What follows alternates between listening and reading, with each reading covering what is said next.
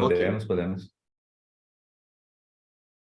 Boa tarde. Hoje nós temos a grande honra de conversar com Guto Pelúcio, membro da Associação Panamazônia e diretor-geral do Grupo Sapiens, empresa sediada em Rondônia, mas com atuação em vários lugares da Amazônia. Eu agora passo a palavra para o Guto, para que ele se apresente ele mesmo e diga para nós quem é Guto Pelúcio. Guto, por favor.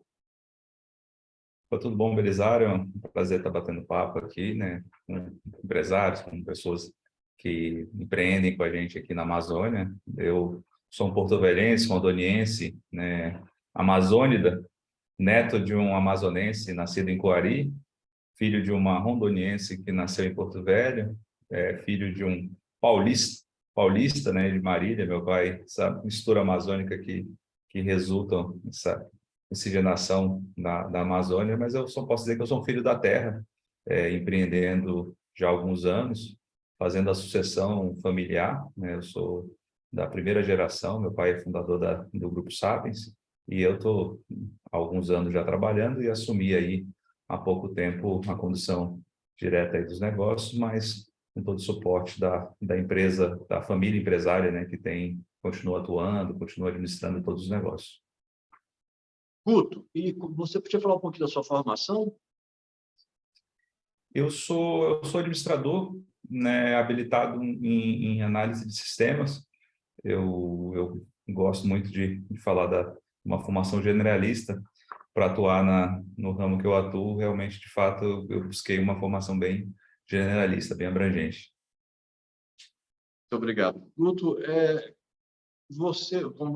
seu pai que iniciou o negócio, não é isso? Então, você acabou de dizer que está fazendo a sucessão, então suponho que foi, você está recebendo a empresa, essa sucessão você está recebendo do seu pai. Então, é natural, me parece que isso ocorra, se, enfim, filho de empresário acaba seguindo o caminho do pai, sobretudo, não sei se você tem irmãos, mas sobretudo quando não tem irmãos, para assumir alguém que na família tem que assumir, é natural esse caminho. Mas eu queria que você falasse para a gente como foi que você efetivamente se tornou empresário. Como é que você ingressou na empresa? Com que idade você tinha? Como é que foi esse chamamento para ingressar na empresa e se tornar empresário? Comecei a trabalhar na empresa há mais de 20 anos. Comecei nos cargos mais baixos que tinha, né? Vamos dizer, primeiro como datilografista, datilografando pasta de aluno, como o nosso grupo ele é um grupo educacional, 90% da sua receita ela é educacional. Eu comecei, bem dizer, da secretaria. Depois fui para copiadora, vender uniforme, e aí, ainda em 98, 99, eu comecei a trabalhar com tecnologia. Isso que puxou um pouquinho para a minha formação de ter ênfase em análise de sistemas. Eu administrei um provedor da escola, na época era uma filial de uma empresa amazonense, né? Era o Objetivo Net, era uma filial do provedor que a sede era em Manaus, e aí eu comecei a trabalhar com tecnologia. Depois que eu concluí meu curso de administração e busquei fazer uma especialização em gestão empresarial pela FGV, eu fiz o MBA, eu fiquei com muitas ideias de colocar planos dentro da empresa familiar. Só que no início eu tive muita dificuldade. A facilidade de implementar alguns projetos, ela avançou quando eu comecei a investir nesse tipo de conhecimento. Acho que foi em 2009, mais ou menos, tem 13, 14 anos, que eu fui para o primeiro fórum de gestão de empresas familiares. Na época, a HSM fazia um programa muito bacana com o John Davis, que ele era do núcleo de gestão de empresas familiares, e ele fazia esse fórum junto com a Dom Cabral, né? E eu participei de um ano, participei no outro. Uns 4 anos depois, eu consegui arrastar toda a minha família. Minha irmã também trabalha com a gente, minha irmã mais velha. Eu tenho uma irmã mais nova que faz parte do conselho, mas ela mora no Canadá. Então, em 2013, a gente conseguiu que todos os acionistas participassem desse fórum. A gente implantou a holding do grupo e, desde então, foi um processo muito natural de acontecer. As reuniões de conselho, o processo sucessório, a formação, né, da agenda de reuniões e começamos a profissionalização do negócio de ter mais executivos em cargos chaves em 2018. começamos a buscar sócios operadores dentro do nosso grupo, então assumiu um papel importante na mudança de gestão disso. E depois da pandemia, em 21, que de fato o meu pai saiu da direção geral da companhia e passou a exercer o papel de presidente do conselho de administração, e eu Em estou que ano foi bem novo isso? nesse cargo. Foi no ano passado, tem exatamente 1 ano e 4 meses que eu assumi a direção geral da empresa. Meu pai hoje, né, estou aqui falando com ele, tá no aeroporto indo para Nova Zelândia fazer o que ele mais gosta, que é andar de moto. Olha só Tem que bacana. 63 anos, meu pai é super jovem, super ativo, e ele tem colocado essa energia que ele tem contribuindo num pilar estratégico da empresa. E essa função do dia a dia, essa função operacional, eu tenho conduzido mais de perto. E daqui a alguns anos eu quero buscar, de fato, uma posição também mais estratégica. Eu acho que nós, às vezes, acionistas, e temos muito a contribuir em posições chaves da empresa e não ligada diretamente ao dia a dia. Bem, e é uma empresa familiar, como você disse, né? Foi seu pai, depois fez a sucessão para você, participa a sua irmã também, a outra irmã participa do conselho. Essa questão é inevitável. A sua formação familiar, os valores que você recebeu da família, eles tiveram impacto no sucesso que você tem como empresário? É total, sabe, Belisário, porque assim, meu pai e minha mãe trabalhavam na companhia, minha mãe também saiu há 2, 3 anos da linha de frente. Minha mãe é economista, né, ela formou na Universidade do Estado, e o meu pai e minha mãe, eles tiveram uma gestão muito complementar. Meu pai com uma visão mais de futuro, de longo prazo, uma visão mais audaciosa, e minha mãe numa área financeira mais controladora, mais olhando o detalhe, mais olhando o processo. Então, assim, a formação da família e, vamos dizer assim, do pai e da mãe foi muito importante para mim, até para saber as coisas que eu tenho, de fato, perfil para atuar e as coisas que eu não tenho perfil para atuar. Eu acho que da formação da família eu tive muito esse aprendizado dentro de casa, vamos dizer assim, que uma família empresária, você mistura um pouco a casa e a empresa. Então, você, de fato, tem essa conexão muito próxima. Então, eu tive, de fato, de dentro de casa, essa formação. E isso que foi fazendo eu buscar mais conhecimento em algumas áreas, né? Hoje mesmo eu estou estudando, eu estou fazendo um MBA de investimento em startups, venture capital e fundo de private equity. Eu acho que o mundo que a gente precisa hoje ter acesso ao mercado de capitais, ele exige que a gente aprenda um pouco mais. Então, eu estou buscando um pouco esse conhecimento atualmente. Sem dúvida. E quais são, então, esses valores? Especifica para a gente quais são esses valores que pautam a tua conduta como empresário. Principais. Um dos pontos que a gente estende da família para a empresa, e isso está dentro do valor, é a transparência. Acho que a transparência é um pilar sine qua non para a gente conseguir desenvolver as atividades. A felicidade é um dos pilares que está posto dentro da companhia, mas que não adianta você desenvolver um trabalho que você não esteja feliz, né? A sustentabilidade é algo que a gente prima para dentro de casa, sempre teve esse valor de tentar fazer as coisas de maneira bem simples e fazer as coisas bem feitas. O espírito da família, de buscar tratar cada pessoa de um jeito, né? Não é tratar igual, é tratar cada pessoa de um jeito. Então, eu tenho 2 irmãs e nós somos diferentes, e esses valores da equidade da família é algo que a gente trouxe para dentro da companhia, de ter um tratamento mais humanizado e estimular bastante a inovação, a criatividade. É algo que sempre eu vi dentro de casa, e a gente estimula muito essa criatividade com o empreendedorismo dentro do grupo.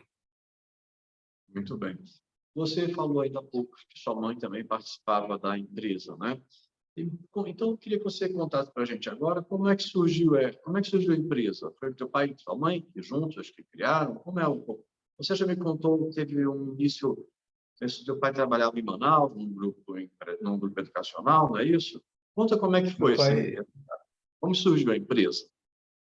Meu pai morava em São Paulo, foi para Manaus em 79 e começou a trabalhar mais profundo no mercado educacional. Veio para Porto Velho, conheceu minha mãe. Minha mãe ainda estudava para fazer vestibular, passou no vestibular e começou a trabalhar no banco. Então, meu pai trabalhava num cursinho preparatório para ajudar os jovens rondonienses a entrar no vestibular. Então, era um cursinho preparatório para vestibular. E minha mãe era bancária, trabalhava no Banco do Estado. Isso em E Rondônia já. aí, isso já em Rondônia. Meu pai veio para Rondônia, conheceu minha mãe aqui. Minha mãe é nascida aqui. Meu avô veio para cá junto com a minha avó, que morava em Manaus. Minha avó era filha de militar e foi para Manaus, conheceu meu avô, um amazonense, casou em Porto Velho. E aí meu pai veio de São Paulo, né, com esse pit stop em Manaus, trabalhando no grupo amazonense, veio abrir uma filial desse grupo em Porto Velho, começou a Olha, atuar, conheceu minha mãe, casou. O nome do cursinho na época se chamava Einstein, é o nome da nossa mantenedora até hoje, uma e dos era CNPJs nossos se do, chama Einstein. do menino do. Oh, meu Deus, qual é o nome dele? Ele foi coordenador do Valderi, a Valderi Ariosa, que Tá, do era, Valdir. na época, Eu acho que o tinha o Valdir cursinho também teve um Einstein. outro sócio no início, que era o Odival, eu acho. O Odivaldo, isso. O Odivaldo depois deu sequência ao cursinho. Meu pai, depois que trabalhou o cursinho, ele começou a desenvolver a escola. E em 2000 a gente voltou a ter contato com o Valderi. Ele, na época, ele estava começando a faculdade, a gente também começou a faculdade. E depois, uma coincidência danada, eu trabalhei no provedor com o filho do Valderi, com o Valderi Júnior. Na época, né, essa filial que eu gerenciava era do filho do Valderi. E depois a gente acabou, depois que eles venderam a faculdade, a gente perdeu um pouco o contato. A gente continua atuando em todas as pontas. A gente atua também na formação executiva. Em Manaus, a nossa empresa ela só foca na educação executiva. Nós temos parceria com a FGV e a gente também atende o estado aí de Roraima, aí porque o nosso ponto de atendimento fica de Manaus. E a gente está ainda pensando em perspectivas de aumentar a atuação no Amazonas, mas a gente continua atuando na educação básica, que é o nosso carro-chefe. Esse ano, a gente fez uma fusão no ensino superior, nós fizemos uma fusão com outra faculdade, que o grupo é do Acre. Na verdade, os sócios são de vários lugares, mas o grupo controlador fica em Rio Branco. E a gente começou essa fusão na metade do ano e deve terminar no final do ano. A gente está fazendo todo o processo.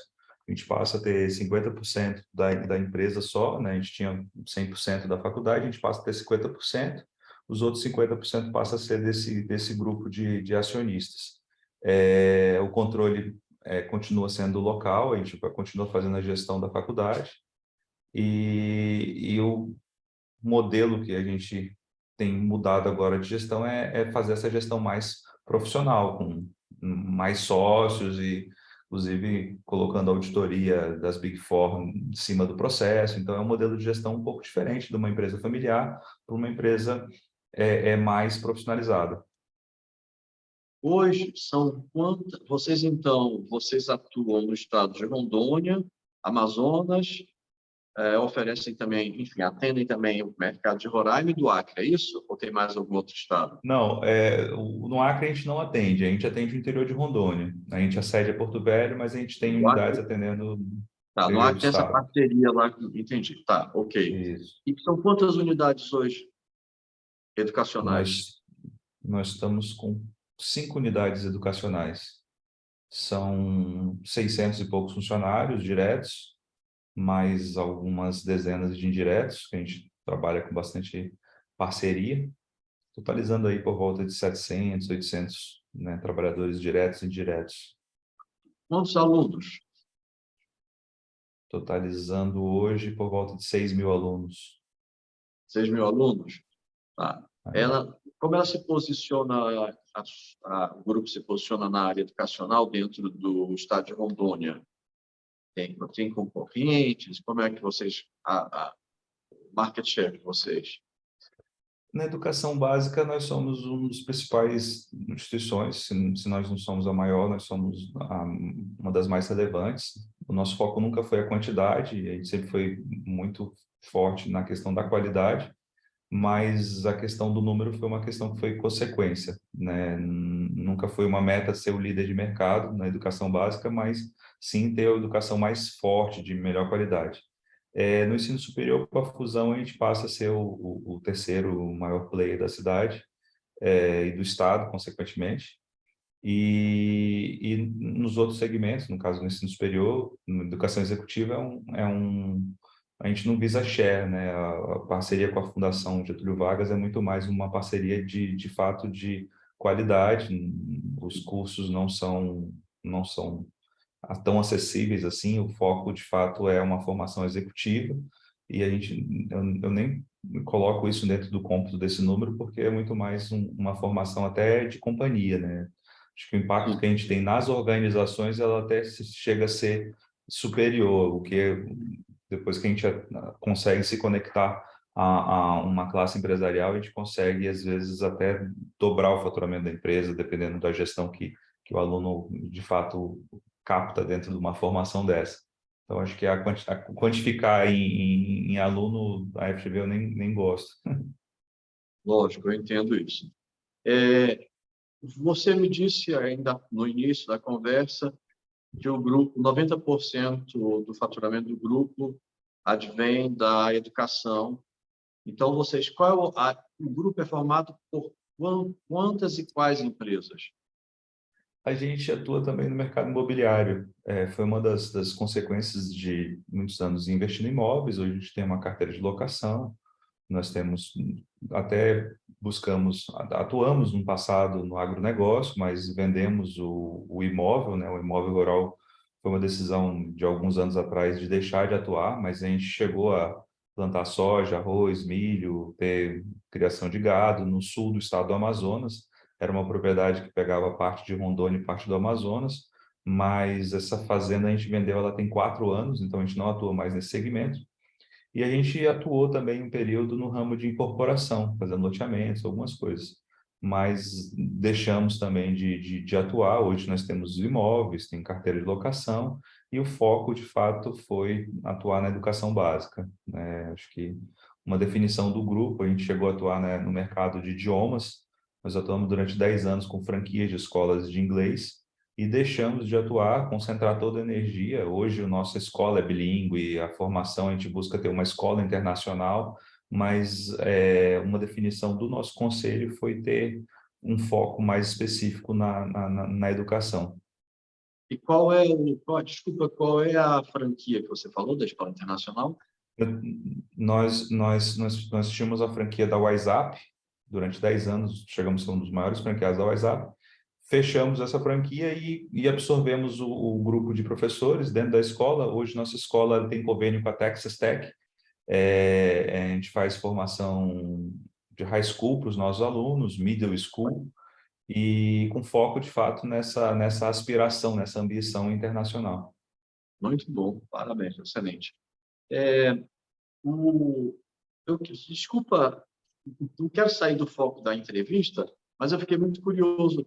Por que vocês... Qual foi a avaliação que levou vocês a sair do agronegócio? Porque em Rondônia o agro é tão forte. Então, foi uma decisão que a gente tomou há vários anos atrás, de fato. Na época ainda estava no período da construção das usinas, e ficava difícil, até uma coisa bem pessoal para mim, lidar com dois mundos bem totalmente diferentes. E foi uma decisão de estratégia mesmo. Acho que a gente foi muito pioneiro, a gente plantou muito cedo, antes de muita gente. Então, antes mesmo de ter as proibições que tem na Amazônia hoje, a gente já fazia entrega. Então, na nossa propriedade podia fazer entrega de soja disponível, tinha vários pontos.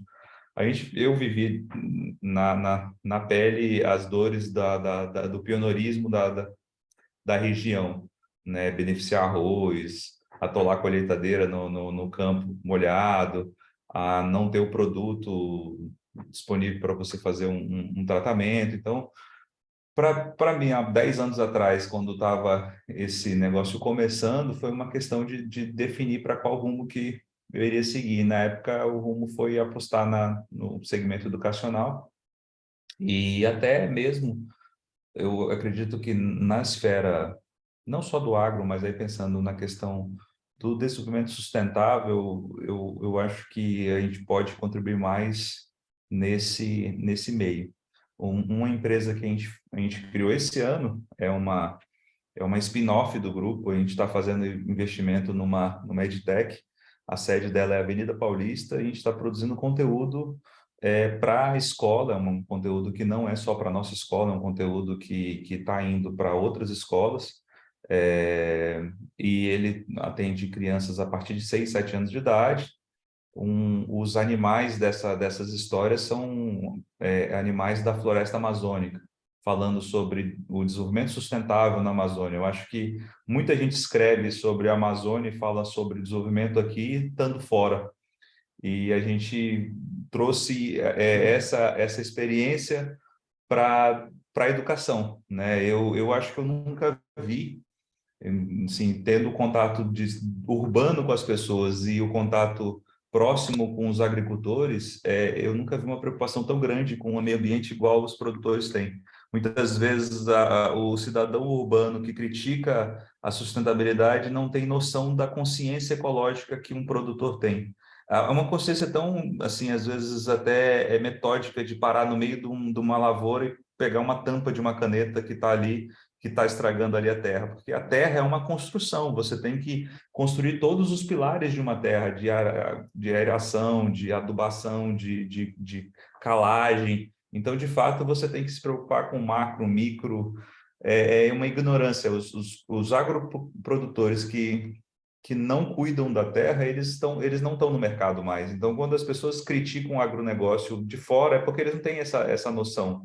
A noção do que é o assoreamento de um rio, de um bebedouro para um gado. Então, essas pessoas não têm esse conhecimento. Então, foi para mim muito importante trabalhar nesse meio e levar para dentro da sala de aula isso e expandir isso, sabe? Esse é um ponto que a gente colocou como um pilar para fazer, que eu acho que a gente contribui mais com a Amazônia, com o desenvolvimento sustentável, ensinando, educando, do que às vezes dentro de uma propriedade. E existem algumas coisas Olha, hoje no mercado que exigem escala, né? Qualquer coisa exige escala, então você precisa ter capital para ter escala. Então a gente decidiu concentrar nosso capital num segmento educacional e diminuir num outro segmento que era muito inexpressivo. Era uma propriedade relativamente pequena, 2.500 hectares. Para você ter escala no agronegócio, você precisa ter milhares de hectares, então não é tão simples assim você escalar uma produção. Então, foi esses pontos gerais. esse trabalho que você está fazendo, considero muito meritório, porque, de fato, você tem razão. Só se fala de desenvolvimento sustentável na Amazônia de fora para dentro, o pessoal lá do Centro-Sul, do exterior, e a nossa voz não sai. E você, levando isso para dentro da escola, como conteúdo é, do currículo, eu acho isso uma ideia excelente, fantástica. Meus parabéns. Acho que isso tem que ser feito mesmo. Inclusive porque quem vê de fora para dentro costuma confundir a ideia de sustentabilidade, sobretudo quando se fala de Amazônia, com o engessamento econômico e produtivo da região. Enquanto você disse muito bem, a região precisa ser produtiva para ser sustentável. Então, meus parabéns. É isso mesmo, Vitor. É, o... E você, ainda há pouco, quando eu perguntei para você por as considerações pela qual você saiu do agronegócio, você mencionou, olha, lá eu enfrentei, nessa atividade eu enfrentei todas as dificuldades da Amazônia, atolar máquina no campo, enfim. Eu queria exatamente que você falasse disso, né? O que significa empreender na Amazônia, né? Com todas essas dificuldades que a gente tem com as peculiaridades da região. Olha, no ramo do educacional, até historicamente, o meu pai começou fazendo esse cursinho, trazendo professores de Manaus para Porto Velho, às vezes até via terrestre, para poder ensinar um conteúdo de qualidade. Então, eu começo falando disso porque, de fato, essa distância nossa continua sendo o maior gargalo, a mão de obra, né? Mão de obra é um termo chulo de falar, mas, de fato, as pessoas são o maior gargalo. E, a partir disso, veio até as outras verticais de negócio nosso. Então, a gente, enquanto escola, montamos a faculdade pensando muito na formação de docentes para as escolas. E esse continua sendo um grande gap. Para você ter hoje uma faculdade, né? Nossa faculdade saiu mês passado o recredenciamento dela com nossa nota máxima no MEC, nota 5. Parabéns. E para você ter essa nota, você precisa ter mestres, doutores, um ensino sólido. E isso continua sendo um gargalo, porque você tem poucos programas de stricto sensu, você precisa investir nesse profissional, esse profissional precisa ir para fora buscar conhecimento. Eu não esqueço até hoje, na nossa comissão, olha, tem 20 anos, a gente pediu um curso de sistemas de informação, uma área fundamental para o desenvolvimento hoje da tecnologia, da transformação digital, e a gente conseguiu 50% de professores mestres, e a gente teve uma avaliação ruim, porque os professores, eles tinham metade deles eles eram formados da mesma faculdade. E na época a gente falava para o avaliador, falou assim, olha, já foi difícil conseguir um professor com mestrado, agora eu tenho que ter um professor com que tem, são vários professores, cada um de lugar. É mais ou menos isso. Então, a dificuldade do nosso setor, de fato, é a qualificação, é a busca por pessoas que queiram, às vezes, enxergar um pouco mais à frente, porque não basta trazer pessoas de fora. A nossa líder de capacitação de professores de inglês, ela é uma pessoa bem viajada. Ela morou no Japão, na Dinamarca e estava em São Paulo, quando a gente contratou ela num recrutamento. E eu fiz questão de participar desse recrutamento, porque eu queria que ela conhecesse a cidade antes dela mudar.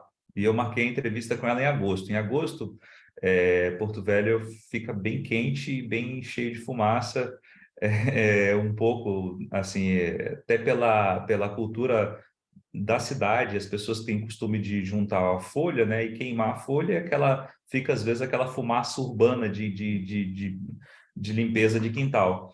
Então eu falei assim, olha, você tem que vir nesse período para você conhecer a cidade, ver o calor, ver a poeira. Se você gostar, não tem que vir só pelo salário, porque aqui, mas eu adoro viajar, não tem problema ficar aí. Eu falei assim, aqui é ruim também para isso, porque tem pouco voo, a passagem é cara, então você tem que ver se você se adapta. E ela já está aqui há 6 anos, trouxe a mãe para Porto Velho, porque não adianta você trazer métodos de ensino se você não tiver uma formação constante da tua equipe. Então, assim, investimos bem para fazer trazer essa pessoa, né?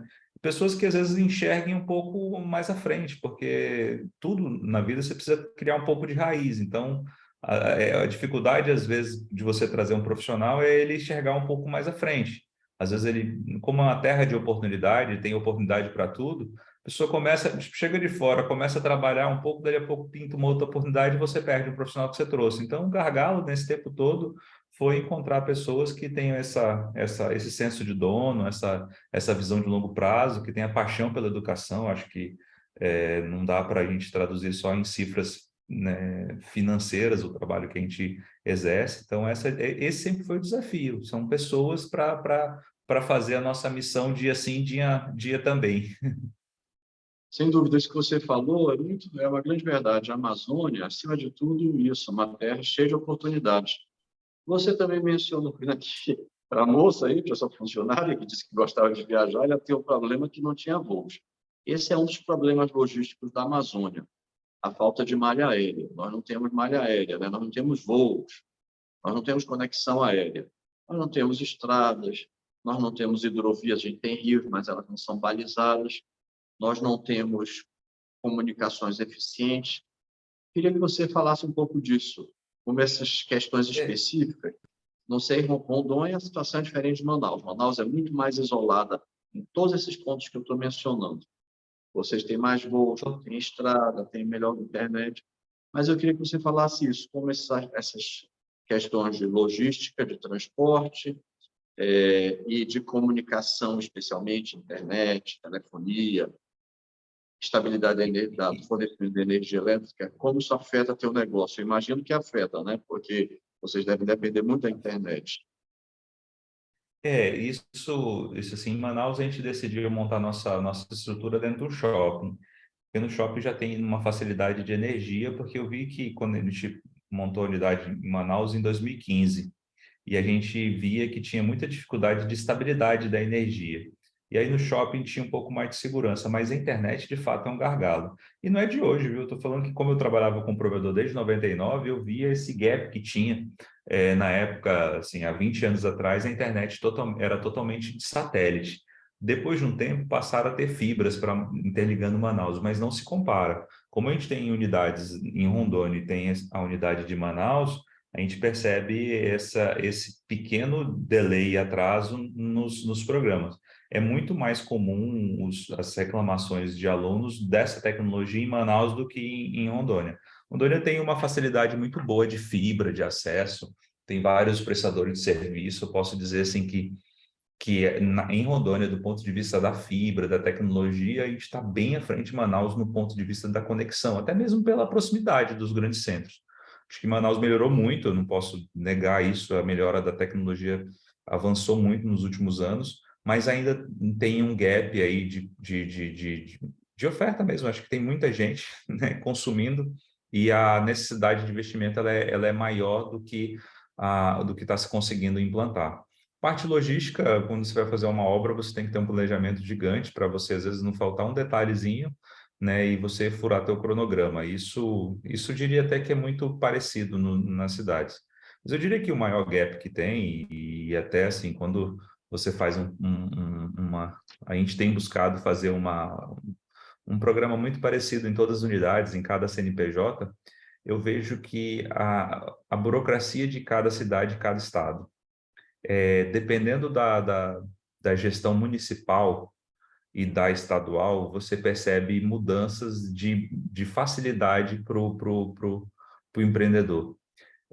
Há 5, 6 anos atrás, eu colocaria Porto Velho em último lugar. E aí tinha cidades do interior do estado que era muito mais fácil esse ambiente. Colocava Manaus ali meio que no meio do caminho. Hoje, impressionante, inverteu bastante. A capital de Rondônia, ela está com uma facilidade de alvarás, de licença, está tirando as barreiras para os empreendedores. E Sim, a tecnologia ajudou muito. desculpa te interromper, porque vocês politicamente acertaram, escolheram um governador que defende ideias liberais. Eu queria que a gente falasse isso mais para frente, mas vocês... E é isso, então. Se você tem gestores, né, públicos que adotam ideias liberais, você melhora as coisas. Mas eu não queria deixar de passar esse assunto da logística. Eu fiquei com uma curiosidade. Você me disse que atende o mercado roraimense, de Boa Vista, não é isso? Atendemos. A Você gente tem, está sem oferta agora presencial, mas a gente chegou a então, atender oferta presencial com. mas hoje vocês têm então oferta online, é isso? De cursos à Isso, é distância, é porque isso? na educação executiva, né, pós-graduação, MBA, houve uma grande transformação do atendimento. A gente antigamente atuava só com cursos presenciais, até vendia alguns cursos online, mas agora tem a criação de ofertas híbridas e remotas. Então, em Roraima, nós estamos só com esse tipo de oferta. A Então, pandemia mudou totalmente lá. então, eu queria te fazer essa pergunta, de novo, refazer essa pergunta só para o caso de Roraima, porque vocês atendem lá, eu imagino que seja um problema que vocês enfrentem, porque a Associação Panamazônia tem muitos associados em Roraima. Então, eu tenho essa dificuldade de comunicação com ele. Então, Roraima, os voos de lá para Manaus ou para qualquer lugar do Brasil são as tarifas absurdas. Um voo de Manaus para Roraima é um voo de menos de 1 hora, são 50 minutos de voo, tarifas de R$ 4.000. Algo realmente, assim, fora da realidade. A estrada que liga Manaus a Boa Vista, que é a 174, a BR-174, está em péssimas condições de trafegabilidade. É um sacrifício para as pessoas se locomoverem pela estrada. Então, é uma cidade que está literalmente ilhada pelo custo do transporte aéreo e pela dificuldade do transporte terrestre. E não tem de lá para cá transporte fluvial. Aí, é, mas só em alguns períodos do ano, é muito complicado, porque o Rio Branco seca. E eles não têm estabilidade de fornecimento de energia, porque eles recebiam energia de Buri, não recebem mais, eles não estão interligados à rede nacional do sistema elétrico, porque até hoje o linhão não foi feito por causa de questões ambientais e indígenas. Já vou pedir que você fale sobre isso também. E aí, essa minha pergunta: a internet lá é péssima. Como é que você consegue oferecer esse serviço nessas condições? É que lá a gente atende direto ao aluno, então eu não tenho uma unidade geradora. O que acontece em Manaus e em Rondônia é que a gente geralmente transmite também dessas cidades. Então eu consigo vivenciar esses problemas, mas lá em Roraima a oferta é de recepção. Então, naturalmente, os alunos têm esse tipo de dificuldade, mas a gente, enquanto escola, não tem a dificuldade da transmissão. E de fato, assim, às vezes que eu fui em Roraima, o desafio logístico é hercúleo você conseguir fazer algo encaixar nisso. E penso que essa questão da integração amazônica, ela é uma responsabilidade assim nossa mesmo, porque eu sempre vi essa tentativa de criar e expandir uma malha regional, mas falta um pouco dos governantes, um pouco dessa união de reduzir o custo. Acredito que isso não iria impactar em nada o orçamento de cada estado, mas se algo similar ao que foi feito em nível nacional fosse feito no nível regional, zero ICMS para voos regionais. E não adianta fazer só no estado. Aqui no estado de Rondônia teve uma iniciativa de redução de ICMS para voos estaduais. Para você fazer uma escala regional rodar, esse avião ele precisa atender, por exemplo, o Maitá, ele precisa chegar no sul do estado do Amazonas, então tem que ter uma característica também interestadual. E a volta também tem que ser, porque o voo que vai, às vezes, com 5 pessoas, ele precisa voltar, às vezes, vazio, com carga, ele precisa ter uma contrapartida para ele não voltar com combustível, com a querosene mais cara. Eu acho que falta um pouquinho a análise desse perfil mais até liberal mesmo, de incentivar essa logística, que é um gargalo, né? Não dá para a gente, nos dias de hoje, ficar só atrelado a uma malha fluvial, né? A Amazônia, ela surgiu dos meios fluviais, mas não dá mais para você ficar isso. Isso é uma coisa histórica. Há 20 anos atrás eu estava com manifestação de produtores rurais do sul do Amazonas em Manaus brigando pela 319. Passaram-se quase 20 anos aí, a gente continua brigando pela 319.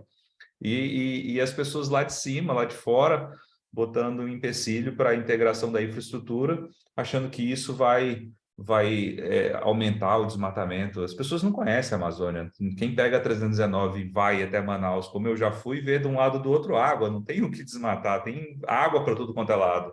Só que um morador que tem um filho dele passando mal e que não tem acesso a um leito de média complexidade no interior do estado, não consegue colocar num carro e andar 8 horas para um hospital de média complexidade ou grande complexidade. Então, as pessoas, de fato, têm uma ignorância muito grande das condições dessas pessoas que vieram para cá, né? Vieram para integrar, né?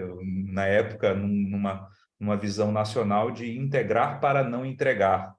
E essas pessoas que estão aqui hoje convivendo e vivendo, né, todas essas dificuldades. E exatamente, você tocou na questão da BR-319, que é a rodovia que deveria nos integrar e nos fazer a ligação entre Manaus e Rondônia, né? Uma rodovia de importância estratégica para o desenvolvimento econômico da Amazônia absurda, e está aí há tantos anos, desde 88 que ela se tornou intrafegável, porque ela foi trafegável nos anos 70, nos anos 80, de 88 para cá são quantos anos? Não sei. Enfim, Meu pai é chegou, muito... meu pai chegou pela 319, né? Pois 40 é. anos atrás ele veio Então, pela estrada. E é foi... social, viu, Belisário? Porque se a gente tem acesso a conectar a calha norte do Mato Grosso e Rondônia, que é um celeiro agrícola, e muitos desses alimentos saem via balsa para fora, para exportação. Imagina se a gente tivesse uma estrada, a gente conseguiria baratear muito a comida do amazonense, o peixe, vegetais, frutas. Isso é pensar no ser humano, né? É você pensar de fato nessa integração. Isso Exatamente. naturalmente desenvolveria mais essa cadeia agropecuária do estado rondoniense. É.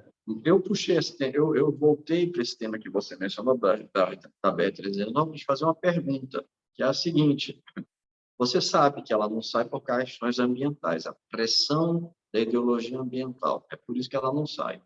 Então, eu queria te perguntar isso, né? Como você avalia o impacto da ideologia ambiental no desenvolvimento da Amazônia? E você é a pessoa perfeita para falar, porque você está na área educacional, você defende o desenvolvimento sustentável, você tem uma ação para promover isso na consciência dos alunos. Queria a sua opinião. Como é que você acha, qual o impacto dessa biologia ambiental no desenvolvimento da Amazônia? Eu acho que ela é total, Belisário, porque ela é feita com total ignorância. Eu convivo com os intelectuais e especialistas que escrevem paper lá do Sudeste, tentando ensinar muitas vezes os moradores a como preservar. De fato, eles não têm noção nenhuma do módulo rural, né? Eles trazem, por exemplo, o módulo rural do Sudeste, que é um módulo bem pequeno, né? Que tem uma reserva, nem existe reserva mais, é só APP. E quando você traz para uma região amazônica, você tem 80% de reserva, fora APP, dependendo da interpretação do técnico e do analista. Então, as pessoas que aqui vivem, de fato, elas preservam muito mais, e tem um custo essa preservação, que ela precisava ser olhada de um outro jeito. Inúmeros seminários que a gente participa, estudiosos que estudam e vêm para cá conviver, percebem que para que haja preservação, precisa ter o desenvolvimento. E esse desenvolvimento ele precisa ser sustentável, esse é o ponto. E essa apresentação da Amazônia, desse desenvolvimento, ela precisa ser expandida, né? Ela precisa ser falada para todos o mundo, né? Inclusive, esse material a gente vai fazer ele também em inglês, sabe, Belisário? Porque eu acho que a gente precisa ensinar sobre a Amazônia também para os gringos. Então, tem que, de Sem dúvida. fato, a gente tem que combater a ignorância. E, às vezes, a ignorância ela vem das pessoas mais letradas. O fato de uma pessoa ter um mestrado, um doutorado, não significa que ela seja uma pessoa onipotente, né? Dela poder falar sobre todas as especialidades. Então, às vezes, um especialista que tem um título em uma área, ele não habilita ele para falar de uma área que ele não conhece. Então, a gente precisa ensinar. Às vezes, um doutor, um mestre que é ignorante num determinado assunto sobre a Amazônia e mostrar a responsabilidade que nós temos. Sabe, há alguns anos a gente estava fazendo um projeto de geração própria de energia dentro das escolas, né? Fazer uma geração solar, e o payback era mais longo e era melhor fazer isso via energia livre. Ou seja, nós somos grandes consumidores, podemos fazer um contrato direto com a distribuidora elétrica. Temos, de fato, acesso a isso, mas nós optamos a fazer uma geração própria. A gente gera quase 1 mega hoje. Então, é mais do que só atuar na Amazônia, é você gerar energia limpa e mostrar, porque você mostrar para o aluno, para o empreendedor, como que é feita a geração no próprio ambiente de estudo é fundamental. Assim, aproveitar a água. A gente não conseguiu implementar todo o projeto ainda, mas vamos fazer. A ideia é você, de fato, fazer uma economia cíclica, sabe? Reaproveitar as águas da chuva, reaproveitar os lixos e fazer, de fato, uma coisa mais desenvolvida. Os países desenvolvidos são esses que conseguem essa maior desenvolvimento nessa parte ambiental. Eu acho que a gente tem tudo para fazer isso, desenvolver com todo esse cuidado. Sem dúvida. Quem é rico tem condições de proteger, de conservar melhor a natureza. É a mesma coisa. A casa de uma pessoa rica tem um belo jardim. Já a pessoa pobre, nem sempre. Porque você tem condições de manter. É isso aí. Eu queria tocar num assunto que você mencionou e levar essa conversa agora para o outro lado, que é o seguinte: você mencionou ainda há pouco que como é difícil, né, a validação e a revalidação dos cursos, que há inúmeras exigências de mestre, quantidade de doutores, que as pessoas não podem ter formação na mesma universidade. São muitas exigências e é um processo difícil e complicado o de revalidação dos cursos. E aí eu queria levar esse assunto. Eu tenho experiência nisso há muitos anos, mais de 20 anos. Eu trabalhei, eu fui aluno do professor Newton Lins, me tornei amigo dele. Trabalhei na Newton Lins justamente nessa área. Além de ser professor lá, eu era coordenador nessa área. Eu recebia as comissões do MEC, enfim, esse trabalho todo aí. E realmente é uma burocracia enorme. Eu queria que você falasse um pouco, uma reflexão sobre isso. Você começou a falar, a gente falou um pouquinho, que o ambiente de negócio em Rondônia melhorou muito com o atual governo, que as licenças agora saem com mais facilidade, mais rápido. Que você falasse disso, né? A partir da sua visão, a partir do seu negócio, qual a importância das medidas liberalizantes para o seu negócio, especificamente, e para a região, né? Como é importante você ter uma economia livre, com menos burocracia, com menos intromissão do Estado. Eu acho que a gente pode falar numa esfera municipal, estadual e federal. O ramo educacional, ele tem uma regulação altíssima, seja da parte sanitária, da saúde, seja do alvará, ou seja, a parte estadual, por mais que não tenha tanto impacto, mas ela tem um aspecto regulatório que passa por questão de segurança, corpo de bombeiro, alvarás, que precisa ser feito. Eu acho que a digitalização trouxe para a gente um ambiente mais próspero para empreender, mas o governo ele tem que estar aceitando esse nível de digitalização. Quando você chega em alguns departamentos, seja ele municipal, estadual ou federal, e você, para conseguir fazer a tua pasta sair daquele departamento para outro, você só consegue fazer isso presencialmente com carimbo, isso já é um problema, porque isso já dá margem para uma microcorrupção, para um pequeno atraso, para um pequeno tipo de lentidão do processo. Dependendo do período, assim, eu já passei muita raiva em Manaus por conta desse processo, não ser digital, ele ser analógico, você precisar ter um despachante para isso andar, isso é péssimo, e muita coisa pôde ser acelerada do ponto de vista da regulação. Algumas coisas são melhores no estado do Amazonas, às vezes com prazo maior, tipo, às vezes tem coisa que não faz sentido você revisar um alvará a cada 6 meses, você pode ter um prazo um pouco maior. Então, esses pequenos detalhes, dependendo da localidade, você tem alguns pontos que melhoraram. Não tem como negar que todo o impulso dessa gestão, desse governo federal, impulsionou muito as prefeituras dos estados a reverem práticas. A própria lei de liberdade econômica mudou bastante coisa. Eu acho que a grande estigma que tem entre mais estado ou menos estado está muito naquelas pessoas que querem, né? Porque de certa maneira, para alguns empresários já estabelecidos, um pouco de regulação é bom, né? Porque se tem uma regulação, você tem uma reserva de mercado positiva e você tem uma concorrência menos agressiva. Então, acho que essa crença de que ter esse capitalismo de compadrio que a gente vive um pouco ainda no Brasil, ela precisa ser desmontada, né? Ela precisa sair das oligarquias, das pequenas reservas de mercado para expandir um pouco. Acho que a ótica do mercado controlar é total. No nosso setor, nós estamos agora, hoje, vivendo uma grande briga no mercado da regulação dos cursos de medicina. Isso é uma temática que foi parar no STF. Uma parte de grupos estão contestando a abertura de novos cursos. O curso de medicina teve uma grande oferta, quase triplicou o número de vagas no Brasil, e muito desses cursos eles foram abertos com liminares na justiça de empreendedores que falam, poxa, por que eu não posso abrir esse serviço? Eu quero investir, eu quero montar, eu não posso me habilitar? E, curiosamente, alguns empresários foram contra esses que estavam abrindo. Por quê? Porque talvez esteja visando aí, e aí sempre vem a discussão da qualidade, mas, no final das contas, a quem interessa ter menos médicos sendo formados? A ninguém. A sociedade brasileira precisa de ter profissionais, bons profissionais, para a gente poder ter médicos em todos os pontos do Brasil. Você, analisando assim, até os dois estados, eu acho que Rondônia tem 2,5 vezes mais vagas de medicina do que o estado do Amazonas. Uma população que ela é menor.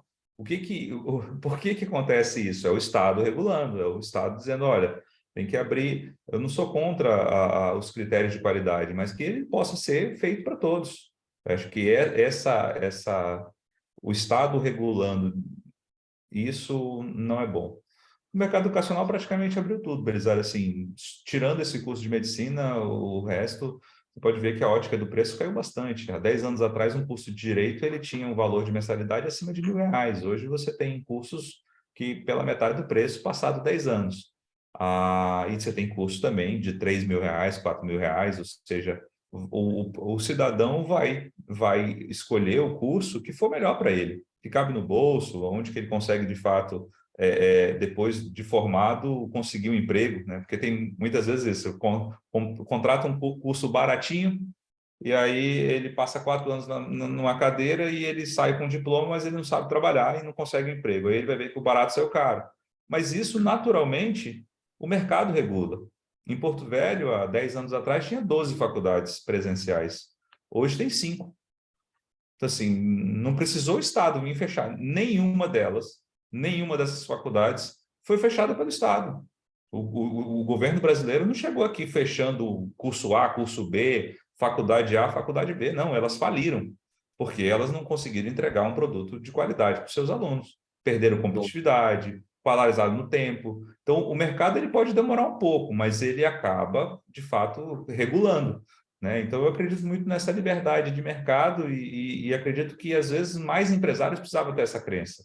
E essa Sim, crença também de apostar no próprio, na própria eficiência, na própria qualidade dos seus negócios.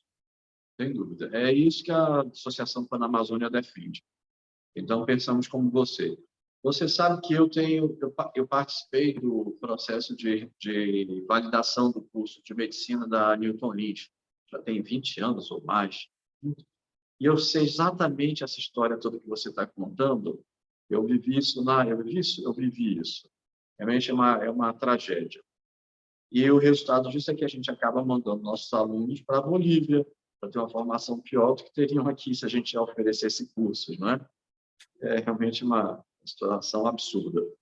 É, o, eu queria também, eu não quero te colocar numa saia justa, mas você falou na questão da formação de mestres e doutores. E essas normas, elas são feitas lá no MEC, em Brasília, na CAPES, no INEP, né? Então, eles determinam isso, eu não sei como chegam a essa conclusão, mas me parece um processo muito decisório, muito democrático. Então, se decide lá em Brasília, nos gabinetes, e isso é aplicado para todo o país. E aí você fica numa situação de quem nasceu primeiro, ovo ou a galinha, porque se você não tem mestre e doutor, você não consegue montar cursos. Se você não consegue montar cursos, você não consegue ter mestre e doutor.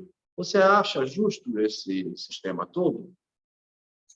Olha, eu acho desde que ele tenha equilíbrios, assim, a lei dos sinais, que de fato tem sido sempre sido reformulada, ela traz exceções, né? Em casos que você tem dificuldade de formação, você tem que ter essa justificativa.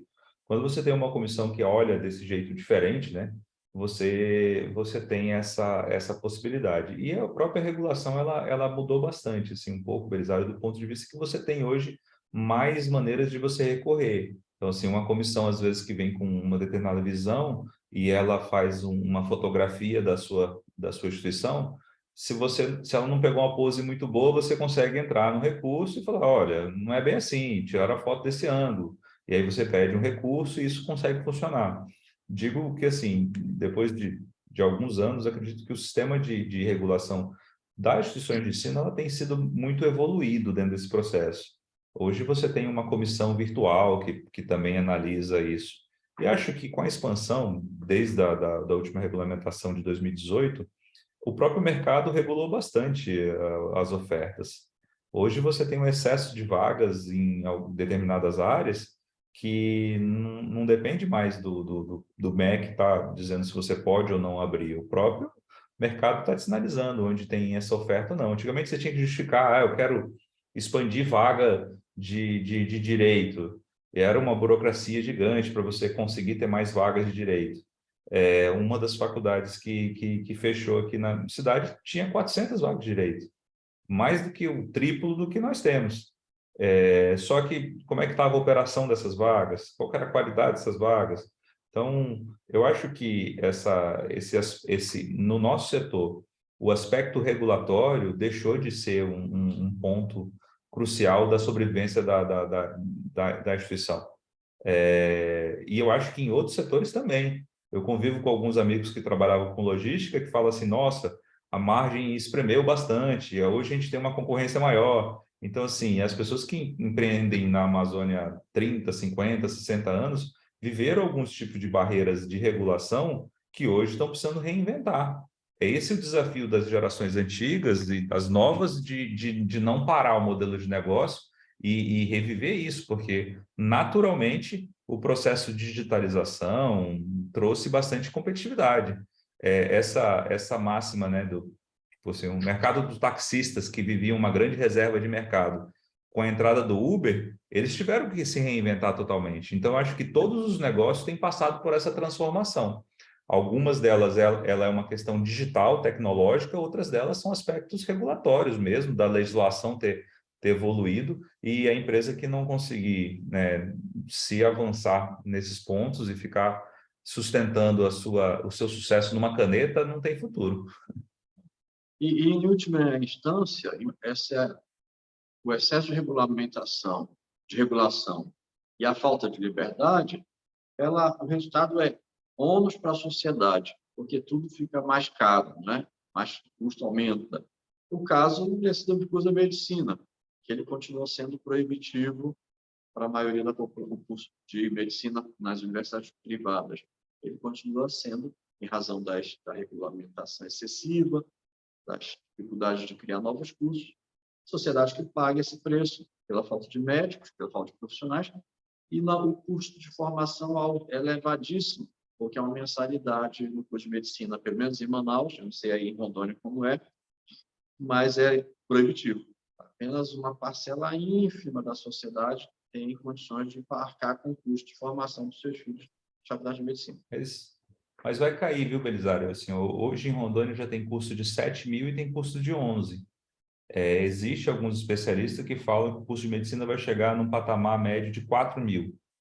É claro que você vai continuar tendo as faculdades cobrando 12, 13. Tem faculdades que elas têm posicionamentos diferentes. Igual o curso de administração, que tem uns que cobram R$ 300, ainda tem faculdade que cobra R$ 2.000, R$ 3.000. Então, assim, em São Paulo, grandes centros. Mas eu acho que é uma questão aí de 2, 3 anos. Essa expansão está acontecendo e ela vai continuar acontecendo mais. Pois é, do meu ponto de vista, eu não sei como você pensa, mas esses valores praticados, que são praticados assim porque há uma reserva de mercado, né? E isso é quase um crime contra a sociedade brasileira. Mas, enfim, esse é meu ponto de vista. Eu queria te pedir um favor. Agora a gente já está chegando ao final, vou passar para as tuas considerações finais. Você falou que só faltou alguma coisa que você queria falar e não surgiu a oportunidade de falar agora. E eu queria também te pedir para fazer um convite, um chamamento. Olha, quem não é da Amazônia e quiser vir para cá, venha. E dá um conselho para quem quer vir investir na Amazônia, quem quer vir ser empresário na Amazônia. Olha, eu acho que o primeiro convite que eu faço, até para as pessoas que estão na Amazônia, a se conectar com a nossa entidade e a troca de experiências, porque eu acho que a vida do empresário ela sempre foi uma coisa muito solitária e muito isolada, e eu acho que a gente precisa ter essa convivência de integração maior.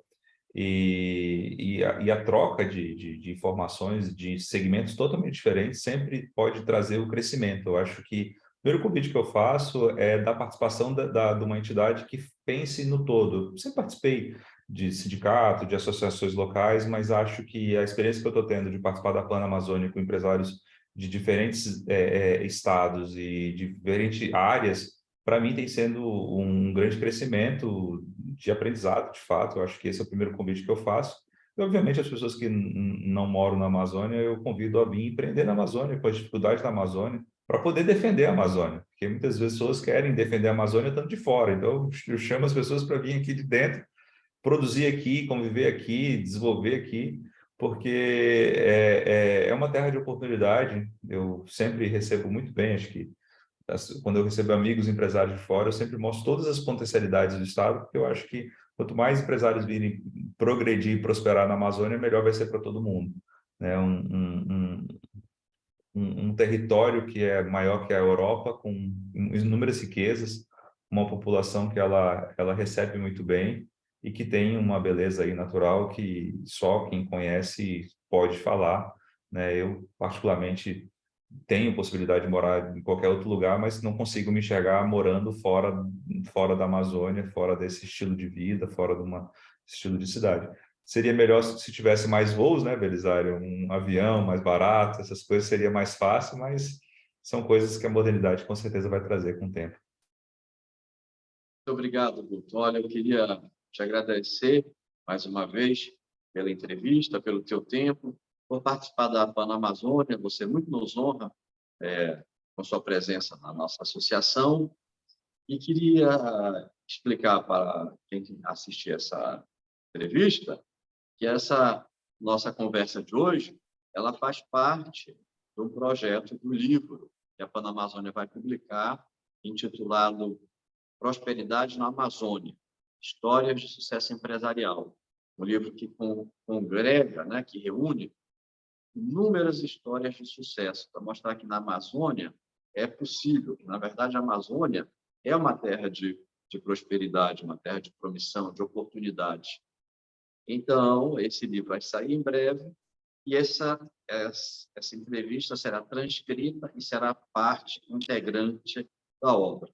Então, mais uma vez, Guto, meus agradecimentos e meus votos de continuado sucesso para você, para o grupo empresarial que você hoje dirige. Muito obrigado. Eu que agradeço, Belisário. Obrigado. Até mais. Um abraço. Até logo. Um abraço.